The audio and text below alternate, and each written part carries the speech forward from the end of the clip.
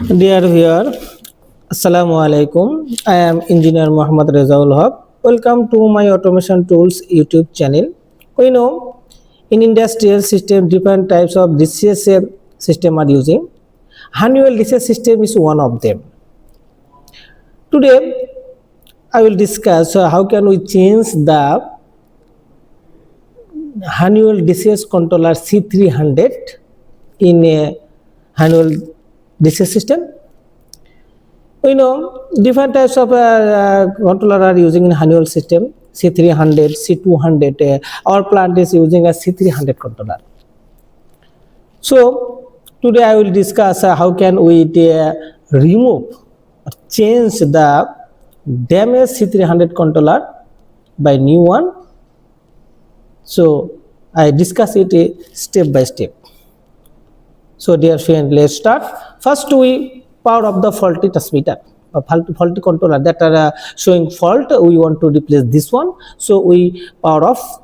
We can easily power off by using the fuse. When we open the fuse, the power will shut down of this controller. You see, already we shut down the controller, and another controller is running, and it is showing that is in the the running mode, but it's showing the partner is absent. You see, we can check in the server station and what's the condition now after power of the faulty controller or the secondary controller. That means here you see we change the controller is running, and in the redundancy we check in the redundancy mode, the controller redundancy. You see in the control redundancy it is showing that parent partner absent. That means it is not showing the partner, and the synchronization between the controller is failed. They were desynchronized now because no partner is available. No partner. You see it is showing that the redundancy compatible is no partner. And we check the condition of this backup but the secondary controller. You see there is nothing that is showing is here, because the secondary controller, so the partner is absent or power off. So now we want to replace this one. So we first screw. You see, middle screw have to be loosened. Then we can the side we have the two screw. This side two screw we will the open. Then we can remove it from the base. Then we replace by on the new one.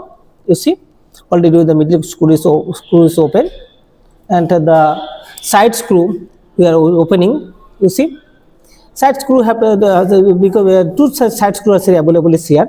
So you see that slowly, but also slightly open this one. Slightly we open this one. You see, it is the base of this controller.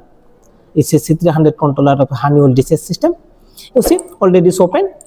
Now you see it is in the base of this controller. Now we change it by the new one controller. You see, we have to change the compatibility or version. All we have to be checked. That's if the different point of, you see, we have to check the leg is the same position or not.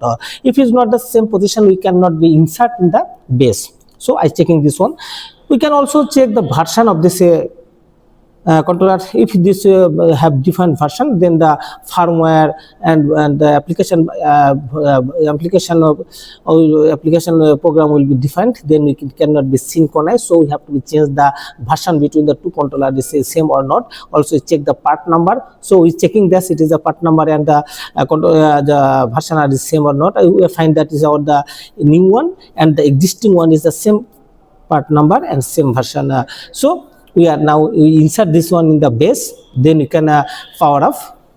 You see, now we are inserting new controller in our base system. You see, slightly you have to push you have to check that the true leg between the two sides have to be put in the slightly have to be pushed in the position. You see, if this two leg is properly inserted in the base system, then it will automatically by inserting, then we tighten the screw, the right side and left side screw have to be tightened it simultaneously. But if you tight one is properly already tight and that another is not tight, it is will can be make a disassembly this position. So we have to be sometimes you have to be tighten the left screw, then sometimes with the right screw. Then if the two screws shrink, now we tightening the middle screw of this controller. You see, I have already tightened all the both side screw and the middle screw. You see, it is already tightened. You see, after that we have to lay on the power off and then see the condition in the server, what's the happening in this server station and what's the condition of this controller. You see, now we want to power up, we only fuse, open the power by pushing the fuse. You see, we connect the fuse and the controller is taking the initializing, it is taking the initial program. You see, it is saying that T030, that means that it is taking the program from the partners. You see, it automatically, if this version and the all the version part number 5 are same, then the program will be automatically synchronized. The two controller, it's automatically synchronized, and it becomes the secondary, and the first one is just running is primary. You see, it is taking some time that it take initial program. You see, it is initializing. It takes some time, 2 or 3 minutes or like that. You see, the number of this position is will be changed. You see, before it was 84, now it is 88. That means the number is 89. It is taking the step by step, all the program is taking. You see, now it is here 170. So quickly it is taking the program by initializing program. You see, it is the, you see, now it is showing the IP address. You see, it is IP showing the that means the firmware version, the date and the IP address, time, all that is showing. That means the initialization is completed. Now it is showing backup. You see, synchronous failing. It is showing as failing of synchronous. So it is backup mode. You see. You see, now we check the server, what's the happening in the same synchronization problem, or that is the condition of the same changing server, changing controller. You see, before it was the nothing is showing. Now if you open the menu bar of this controller, you see already it's open. You see, it is the all is okay. You see, it's okay. You see, it is synchronizing program. It is try to synchronizing direct compatible. It's saying a direct compatible, and it says synchronization in process, in progress. That means that try to synchronize between the two controller. If the version also all is the same, then is it automatically be synchronized. So dear friend, I try to show you how can we change the Honeywell controller in the Honeywell C300 controller in a Honeywell DCS system. I think so it is very helpful to you. If you think that my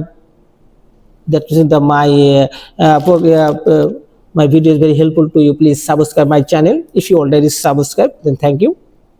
Also like, comments and share. That's the other people that are using the Honeywell DCS system. They can learn how can we replace a damaged controller or faulty controller by a new one.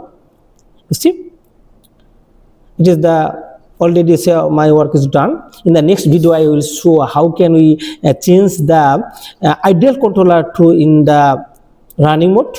So I will this one step by step. You see, the inserted controller is now showing backup, and the existing controller is running as a primary. You see, it is already synchronized. You see, synchronized is completed, and now it is showing backup. It is also synchronized. So you see, only two controllers are synchronizing and it is showing the backup. So dear friend, no more today. AssaIamu Alaikum. Press the bell icon.